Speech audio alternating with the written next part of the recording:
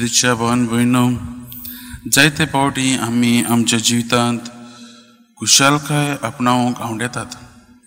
आमच्या जिवितांत जिवीत कुशाल आसूंक आमचो जायतो आवडो आनी तें आमी रोखडेंच सोदता. ती कुशालकाय आमी आमच्या जिवितांत रोखडीच सोदता आनी आमी जायते तरेचे उपाय करता. केन्ना आमकां कितें जाय जाल्यार आमी कितें करतलीं. उदाहरण दिवप म्हळ्यार आमकां पयशे जाय जाल्यार आमी कितें बिजनस स्टार्ट करतलीं, वा आमकां आनी कितें घेवंक जाय जाल्यार आमी पयशे एकठांय करतलीं अशें. आनी आमकां ही कुशालकाय ह्या वस्तूंची केन्ना आमकां संवसारीक वस्तूंची आमकां जाय तेन्ना आमकां ही कुशालकाय भोगता. पूण जेन्ना आमकां आमचें हें जायना तेन्ना हें आमचें प्लॅन सारकें चलना जाल्यार आमी निराशी जाता आनी आमचे जिवितांत आख्खेंच निराशीपण आनी वायट उप्रासता आनी आमी पातकांतूय पडटा. जायते फावटी आमचें जिवीतूय सारकें चलना आनी करून करून आमी देवाकूय शिणूंक लागता, आमी देवा सोशिल्लीं पयस वता. आयचीं दोनूय वचपां आमकां हेंच शिकयतात.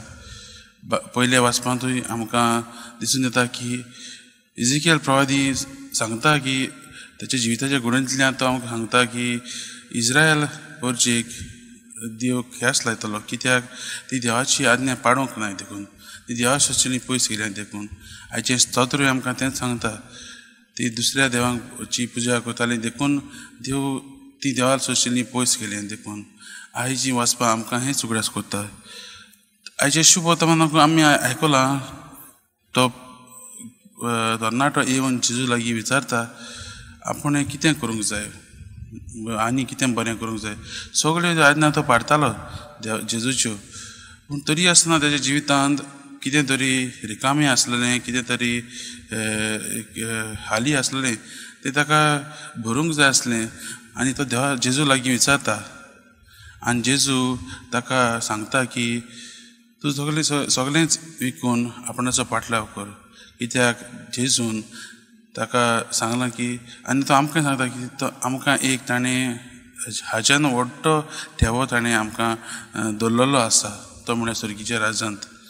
आयज आमी देवा लागीं हीच करपा मागुया आमचो भावार्थ जेजूचेर वाडोवंक. जायते फावटी आमी कितें जाता, आमी आमच्या गिरेस्कायेक चड चिडकून रावतात.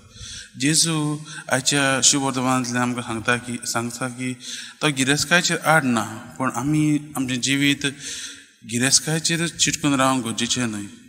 आमचें जिवीत आमी देवाचेर लावन दवरूंक गरजेचें. आनी हेंच आयची शुभ वर्तमानां आमकां शिकयता. जेजू आमकां शिकयता आमी जाता ते भाशेन आमची गिरेस्कायेक चड चिडकून रावंक न्हय, चड आमच्या गिरेस्कायेचेर आदारून न्हय जिवीत सारचें न्हय.